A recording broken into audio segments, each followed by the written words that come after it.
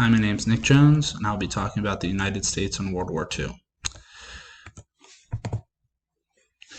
The question I asked was, how did military expansion and economic policy affect the United States' role in World War II and after? Some key points of this that we'll talk about are the economic policy in 1930s and 40s, the increase in taxes, military upgrades and production, U.S. spending from 1941 to 1945, and the U.S. power today. So in 1929, the Great Depression happened. By 1933, and in 1930, the family household income was $1,300, which today, accounting with inflation, that would be about $23,000 per year. In 2020, the average income was $36,000, just about $13,000 higher. And then FDR became president in 1933, and 100 days into his presidency, he introduced policy called the New Deal, which started government programs that helped the economy, decreased unemployment, helped people get jobs. Unemployment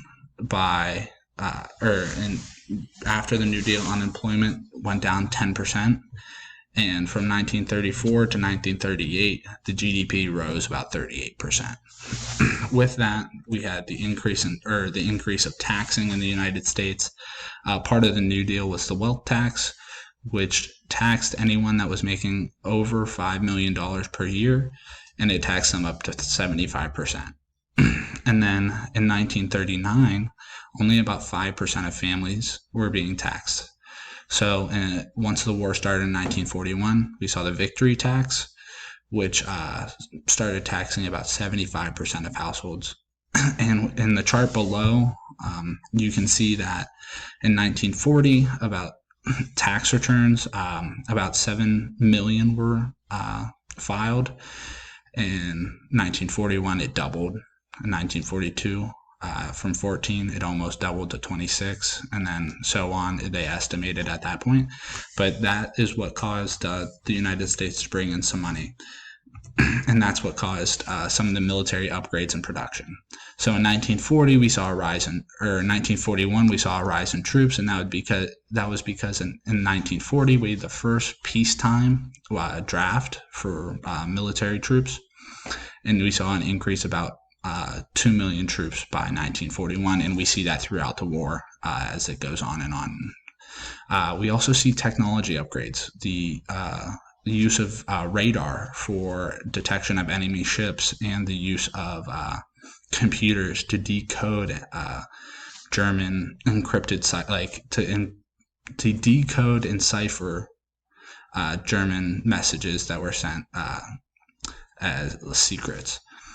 We also see an upgrade in air and ground forces. We see the introduction into actual war, the B-17 bomber, which was the most reliable bomber at the time and used on all fronts of the war, both Pacific and Western Front. But we also see in 1943, the introduction of the M4 Sherman, which was the most reliable tank as well, and most common tank used by the U.S. forces during this time. Additionally, we see medical breakthroughs. In 1928, penicillin was not created, but found, and started to be used as an antibiotic. But however, it didn't catch a lot of ground until the war happened, where they started to use it for wounds on the battlefront and as an antibiotic during wartime, as well as the first flu vaccine. We see in 1945, they finally allowed it to be used for troops at war. By 1946, we see it being used for civilians. And last but not least, of course, it was the Manhattan Project, which was the development of the first 2 atomic bombs.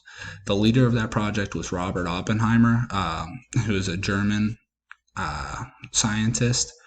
He led that project with the help of other scientists, Einstein being one, for example.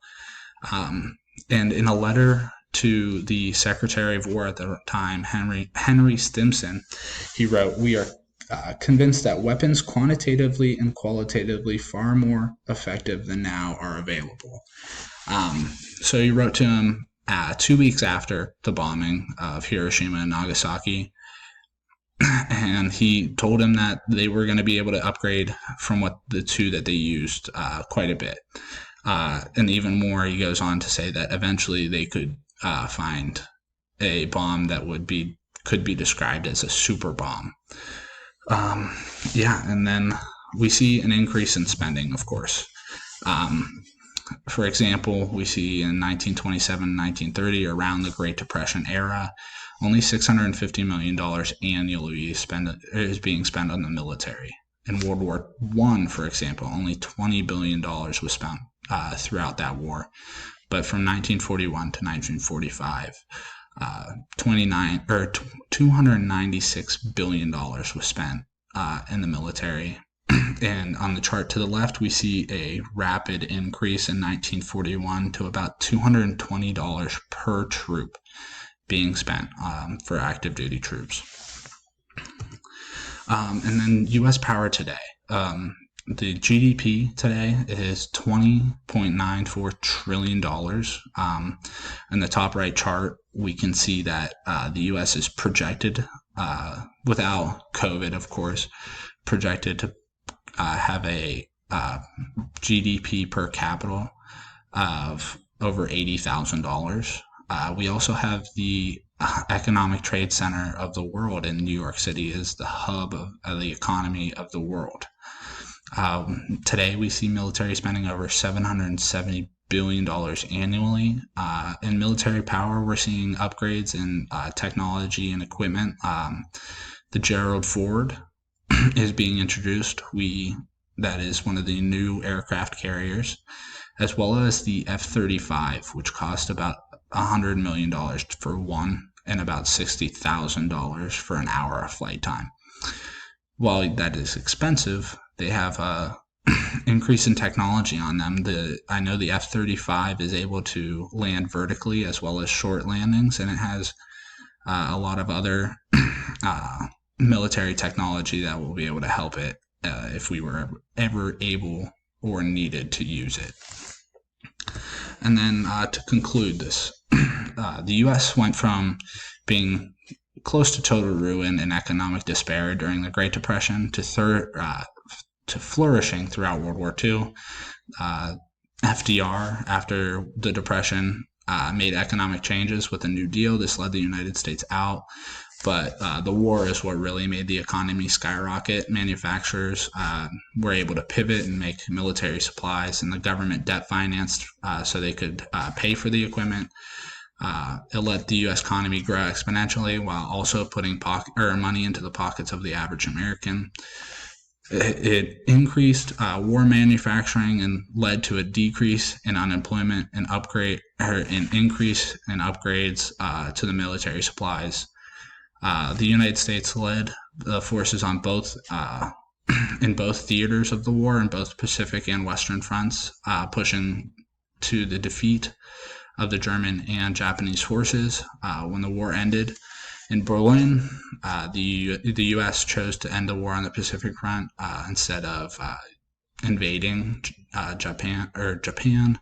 They used the first 2 nuclear bombs on mainland, while the United States increased spending to an all-time high. They debt financed and increased taxes in hope to increase their chances in winning the war, as well as keeping, the money down. But this is why the United States is currently the leader in the global economic market and probably a military powerhouse in the world. And then here's my bibliography.